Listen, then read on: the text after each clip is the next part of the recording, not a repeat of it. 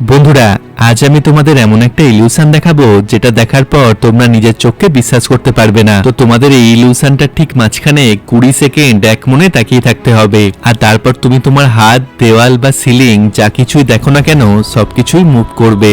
কিন্তু তার আগে তোমাদের স্ক্রিনের ওপর ডবল ট্যাপ করতে হবে, না হলে ইলিউশনটা কাজ করবে না। তো চলো এবার শুরু করা যাক। স্টার্ট। ইলিউশনটা ঠিক মাঝখানে তাকিয়ে থাকতে হবে। তাকিয়ে থাকো, মন দিয়ে তাকিয়ে থাকো, তাকিয়ে থাকো, তাকিয়ে থাকো, ঠিক মাঝখানটায় তাকিয়ে থাকতে হবে।